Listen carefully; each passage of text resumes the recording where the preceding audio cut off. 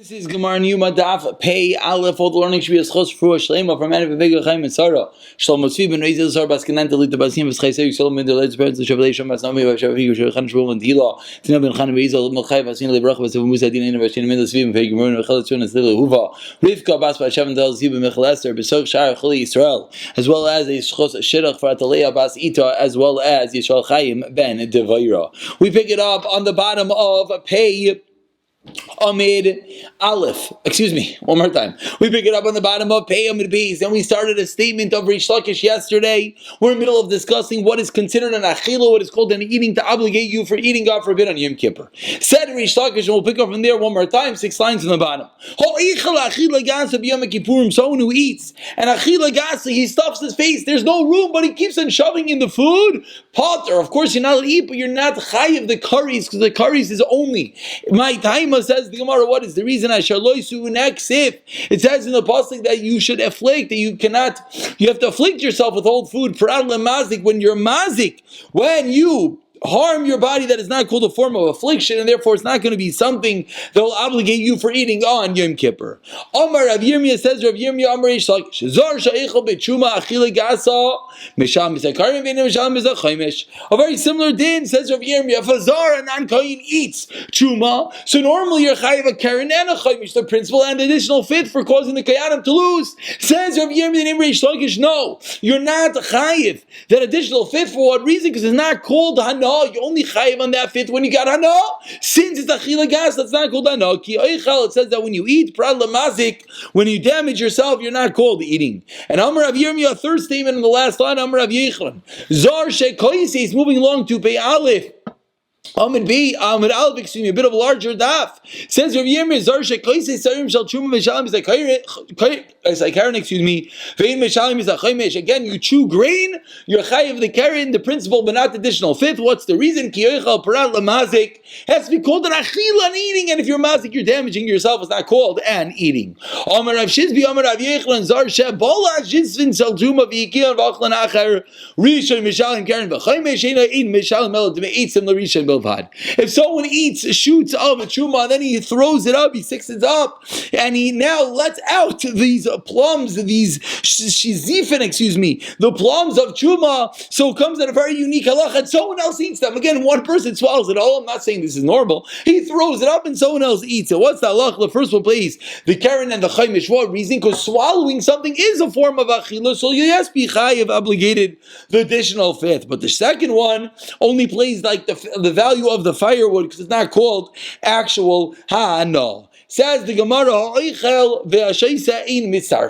eating and drinking in the Mishnah said that you're not mitzarif, which we said is a tremendous din alach lamaisa, allowing someone who's a chayla to drink every 10 minutes and in between those 10 to eat as well, because the two do not combine. Says the Gemara, Mantana, Amar Rav Chisdik, Machlekes, Shni, Machlekes, Rav Yeshua, the Tanam, we learned to the Mishnah, Kalam Rav Yeshua, Kol to the Masai, Vishiuroi Shaveh, mitzarif, to Masav, Leishura Shaveh, Shuroi, Veloy to Masai, Loy to Masav, then ain mitzarfin. We have a cloud that when the shiurim are the same, then they combine. But if they're different shiurim, liquid and solids, then the two do not combine. And therefore says the Gemara in our Mishnah, when it comes to eating and drinking, the two will not combine. Rav Nachman Amar, no, you don't have to tell me that it's a special din of machlekes that we're going with Rabbi Yeshua. Really, it can even be the Rabbanan. Can look at Rabbanan also Malinian Toma. The shame Toma Chadu, that was a Toma din. So it was one shame Toma.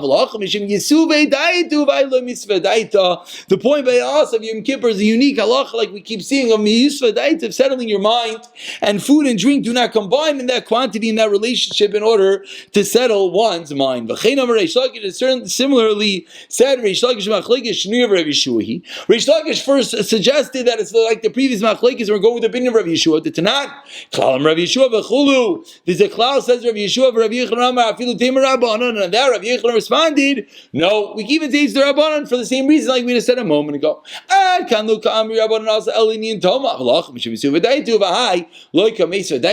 when it comes to Yom Kippur, it's all about Yisuvei Daita. It's all about settling your mind, and the mind does not settle from eating food and drink, not not at the same time, and therefore says the Gemara, you're not obligated. The two do not combine. Says the Mishnah, a very classic and halacha that we have all over. You eat and drink in one hell and one act of forgetting. We spoke about this extensively in the Gemara. And Shabbos says the Mishnah, you're only obligated for one avera. You didn't know any better. You did two things in one fell swoop, and therefore you only chayav one. Achas, excuse me, ein chayav elachatas achas. Achal ve'asa melacha chayiv shnei chatois. If you eat and you did melacha, two different forbidden things in Yom Kippur, the lacha is you're obligated twice. Achal eichlin she'ein aruyan achil v'shatz machi aruyan l'shtiyah. If you ate and you drank liquids which are not raw, which are not fit to eat, v'shasa tzir oimurius, then you're going to be pater, brine, or other types of food, fish fats, which are not meant to be eaten on their own. Amar Reish Lakish. Says Reish Lakish, beginning the Gemara, what is the reason? We have a bunch of psukim here, a lot of famous drushes, learning all the different sources of the isurim of eating, etc. on Yom Kippur. Says Reish Lakish, starting off the bat, what is the reason? We don't have a special warning. We usually have a hazara, we have the warning, and then we have the lav itself. Why do we not have that? By afflicting yourself in Yom Kippur. Says the Gemara, you know why? Because it's not possible. What should the Torah have written? You should not eat achil b'gzayis. Achila is only a kazayis, and we know that Isser is agasa, a large date, because the Torah said affliction. That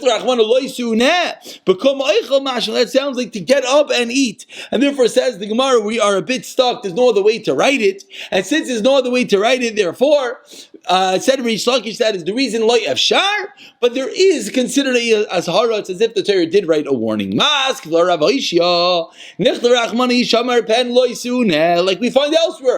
Blessed, be careful. You have to afflict yourself. Why did the Torah introduce the statement with these two words, which would be the positive commandment and the negative commandment, which is what we're trying to figure out. Why did the Torah write this in a very unique and interesting way? Answers the Gemara, you know why? Because then there would be two lavim, hishamir and pen. Two different lavim, and we don't want that. So Masla Rav, Bibi Barabai, Nechel Rachman Hishamir b'mitzvahs. Inoi, be careful with the mitzvah of inoi, of afflicting yourself. Says the Gemara, Imkein Yishamer, the lav Yishamer, the asay. When it's a lav, it's a lav. When it's an asay, it's an asay. So when it says to afflict yourself, it sounds like it's a positive commandment, not a negative commandment. So the whole point that we're trying to figure out is, why did the Torah write it in the form of a negative commandment? Do not do this, do not eat, do not drink, etc. Why does it say in the positive commandment, do not allow yourself to have enjoyment, rather afflict yourself? Says the Gemara, but what are you going to do? You write Yishamer, it doesn't gain anything. Matzvah Ravashi, so Ravashi tries his luck and he says, Nechtav al tasar min inoi, do not veer away from the inoi, from the affliction. Says the Gemara, Kasha, you're right, that indeed would have been a good suggestion. That would have been a way in order to introduce a negative commandment, a lav, into the parsha. Why we did not do that? Kasha, which of course we know means not a tiyufta. There are potential answers for this question. Says the Gemara, Betanya Misayile Mehacha. Why didn't our Mishnah learn that you're not eat and drink from the following pasuk that says, you should afflict yourself and you shouldn't do work. Here we have a lengthy brisa. You would have thought that you're going to get punished on the teisefes melacha, on the additional melacha that you do on the added on times of Yom Kippur, the before tzeisek chavim and after.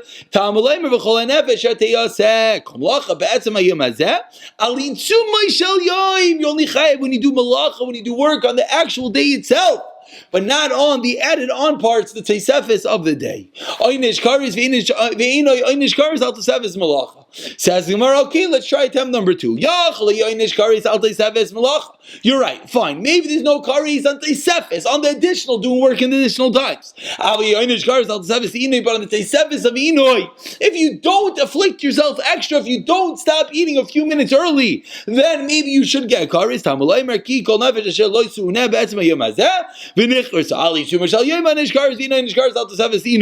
The same type of Joshua that has to be like the Itzumay Shal Yom, on the heat of the day, the dead of the day, and not on the added on part. Says the Gemara, maybe there's no punishment, but maybe there is a warning. Says the Gemara, 5 lines from the wide lines.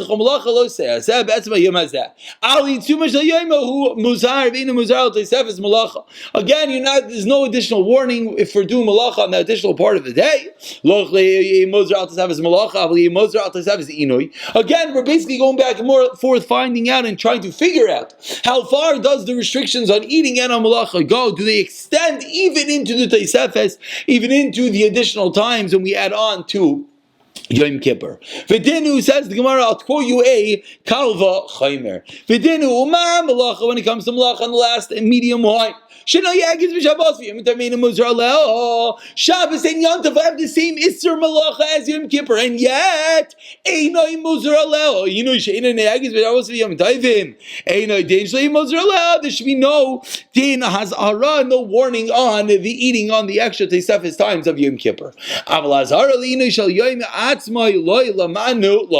Lamanu minayin loyamar oynesh malacha degamar mi inoy umma inoy sheinoy b'shabbos. Again, when it comes to inoy, it's not relevant. It does not apply. Ma inoy sheinoy b'shabbos yom tovim. Shabbos and Yom Tov is no din inoy. Of course, you're allowed to eat. Yet oynesh karis malacha sheinoy b'shabbos yom tovim lo kol shekin. So lama namar. So why did it tell you to single it out? You didn't have to. You could have learned it from the fact that when it comes to doing work, it's more chamer. When it comes to eating, that's a special Yom Kippur halacha. When it comes to doing work, that's relevant to even Shabbos and Yom Tov. So lama namar mufna lahakish laden mimen. You learn from it.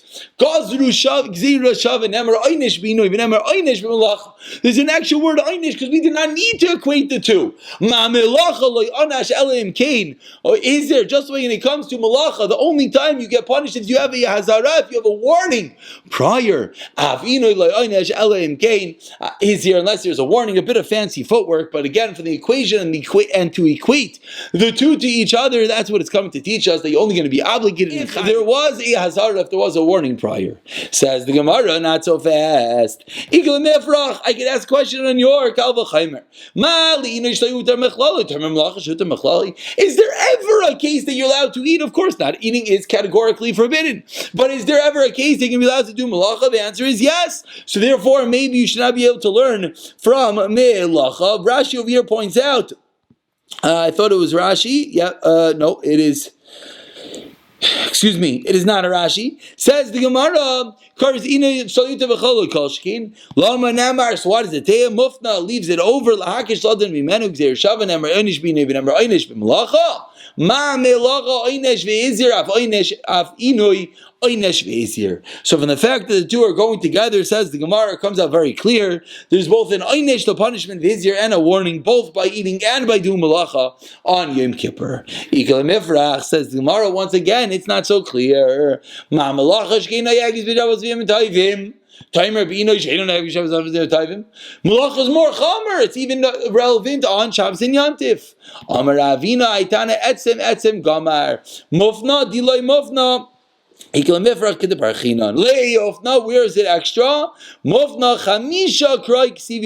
There's 5 different mentions of malach in the Torah. Chad la'azar diyamama, not doing malach on Yom Kippur. Chad la'azar delayla, not doing malach on the night before Yom Kippur. V'chad la'inish diyamama, the punishment for during the day. V'chad la'inish layla, one is the punishment during the day. V'chad, and the last and the final affliction, the last and the final not eating and doing work in Yom Kippur. Lafnuyeh l'migmer inay memalacha bein diyamama bein delelya, to come to equate it and to learn one from the other. Devei Rabbi Yishmael comes along the yeshiva Rabbi Yishmael and says, let me give you a different pasuk about afflicting yourself on Yom Kippur. To Rabbi Yishmael, Ne'emar kani inim nemlal nidam alahalan. 2 lines to the bottom, is here. Just like in general, there's no punishment unless you have a warning prior. Is here. A second drasha of Rabbi Yishmael. And number 3, he says, Yaakov Amar, Yolev Shabbos Shabbosayin Mi Shabbos Bereishis. Mal'alon, when it came to the first Shabbos of creation, the 7th day of the week, Lo Yanash Elam Kain. Is here. You only get a punishment on Shabbos if you got warned about the Isser prior. Afkan Lo Yanash Elam Kain. Is here, unless there's going to be a warning prior. Rabba Amar, turning over to Pei Aleph on the base, who Gufam. Shabbos Ikri, it itself is called Shabbat Dechsev. Yom Kippur is referred to Shabbos Dechsev Tishbeshu Shabbatchem, that it says with regard to Yom Kippur, you can afflict yourself the 9th month in the evening, from evening to evening, the full 24, 26-hour block. Tishbeshu Shabbatchem, you should rest your Shabbos, or making Yom Kippur be coined and known as Shabbos Shabbatzai, the extra Shabbos. Or the ultimate Shabbos, I should say. Papa says the Gemara 2 lines down. I understand why it doesn't say like Rav Achar Yaakov. Why? The pasuk written by itself is better. Why doesn't Rav Achar Yaakov learn like Papa? Rav Papa answers the Gemara. Rav Achar Yaakov learns from the pasuk of you should not rest on Shabbos. What does he learn from that pasuk? He learns that v'nisem es nafshei zichem v'tisha lachodesh yochel yaschel v'yisane v'tisha tamlam be'erev ibe'erev yochel mishatesh tamlam v'tisha hakitzas. What do we do with these two forces, the two verses competing for each other? What do we learn out? Maschel u'misanim b'yoyim mikan shemoisifim michol al kodesh. You have to add on such a tremendous rule from chol to kodesh. Is always the din of Tosefes Shabbos. Yom Kippurim, and that is from this pasuk of Ba'erev. Says the Gemara, I only know when Shabbos begins. When Yom Kippur begins, you got to add on.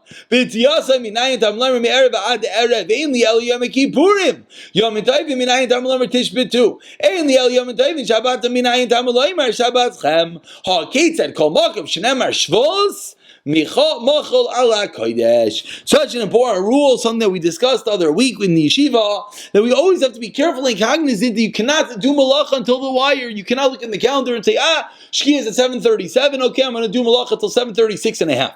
First of all, you shouldn't do that because your clock might be a moment off and you can be machal Shabbos. That's silly.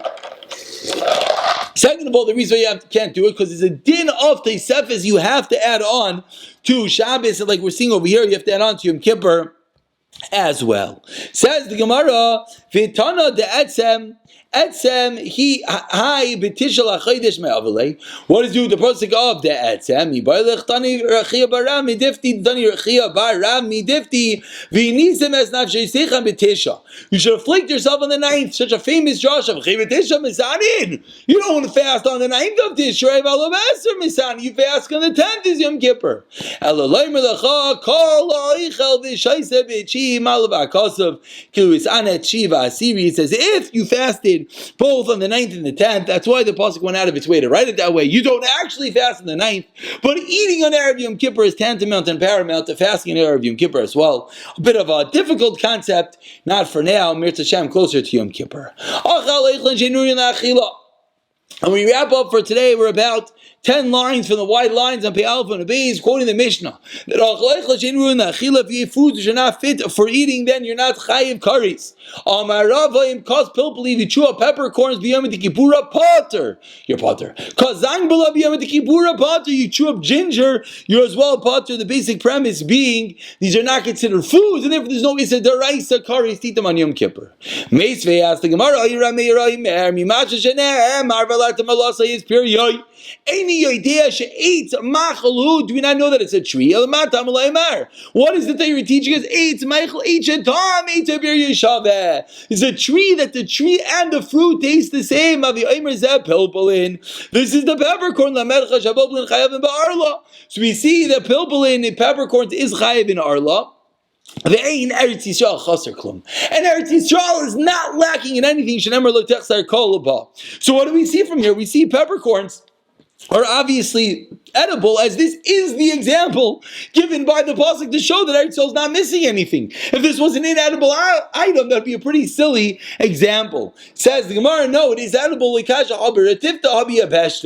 it's moist, a fresh peppercorn, whatever that means, that is edible, and that's gishmak, that's excellent. That shows off the mile of Eretz Yisrael. But when it's yabeshta, when it's dried out, that's the peppercorns that we know of. You cannot eat those. Hi, This type of food from the Hindu is mutter, and you make adama on it. Says the Gemara, loikash, again, it's not shver. Why not? Again, the same answer. When it's dry, it's not going to be edible. When it's moist, so yes, be edible. There's difference between the shoots and the leaves of these gefanim trees.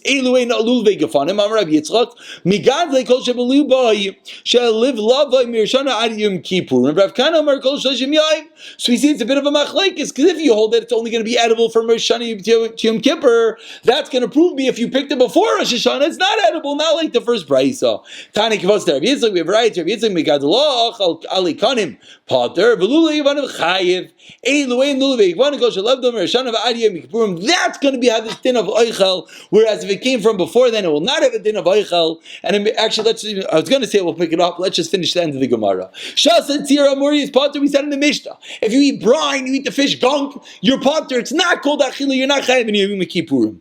It says the Gemara, the obvious implication of chametz chayiv. Vinegar, you'll yes be obligated. Mastis and mani Rebbe. Titania Rebbe Aimer, 3 lines on the bottom. Chametz meishav is an nefesh. Chametz restores the spirit. It is edible and it's good for you. Darshav gidol marmin ashem ibiria dinarash ein halacha kerebbe. L'shana nafka kuli alma mazgu v'shasu chala shama Rav Gidol ve'ekbid yuz magbid. What are they doing drinking vinegar? Amar Eimer Damri Ana David lechatchila mi Amar. I never said he's supposed to do lechatchila. Eimer Damri Ana Porta Toiva mi Amar Adi Damar Ana Chai Mozig mi Amri. I was never saying it was diluted. I was never saying that it was when it's fresh. We'll pick up and we'll actually redo this last Gemara again tomorrow.